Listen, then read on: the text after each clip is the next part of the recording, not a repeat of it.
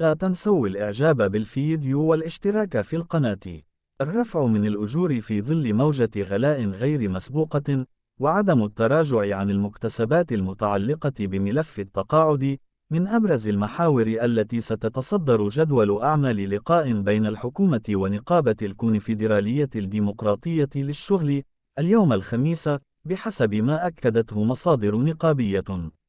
وأفاد مصدر نقابي بأن الكونفدرالية ستطرح جميع النقط التي تضمنتها رسالتها إلى رئيس الحكومة مؤخرا، مؤكدا أنه سبق التنبيه إلى الأسباب الموضوعية التي ساهمت في عرقلة مسارات الحوار الاجتماعي سابقا، وعلى رأسها إشكالية عدم احترام وتنفيذ الالتزامات والتعاقدات الاجتماعية، واستمرار خرق الحريات النقابية، وإفساد عملية انتخابات المهجورين.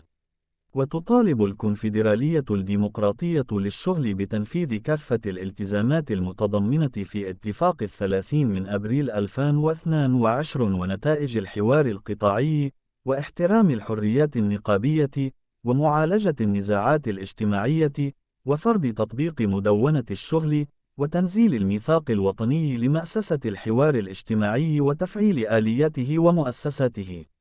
وتدعو النقابة ذاتها الحكومة لتقديم أجوبة عملية حول تدمير القدرة الشرائية وحجم تدهور الوضع الاجتماعي ومستوى الانتظارات الملحة للطبقة العاملة وعموم المواطنين، والتفاوض والتوافق حول القوانين الاجتماعية، وعدم المس بالمكتسبات الاجتماعية الخاصة بالتقاعد.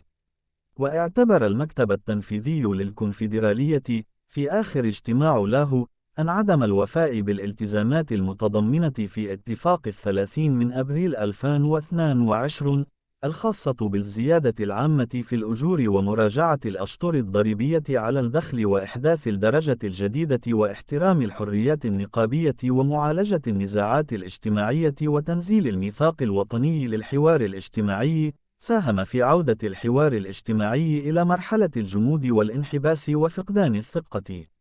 وأضافت المركزية النقابية ذاتها أن السياق الوطني استمر على إيقاع ارتفاع الأسعار بشكل غير مسبوق وارتفاع استثنائي لمعدلات التضخم، ممن ضرب في العمق القدرة الشرائية واتسعت الفوارق الاجتماعية وانهارت الطبقة المتوسطة. وفي ظل هذه الأزمة الاجتماعية، قدمت الحكومة العديد من الامتيازات لصالح الرأسمال، وتحسنت الأوضاع المالية لأغلب الشركات، سواء المدرجة في البورصة أو غيرها، واستمر مسلسل تراكم ومركزة الثروة. لا تنسوا الإعجاب بالفيديو والاشتراك في القناة.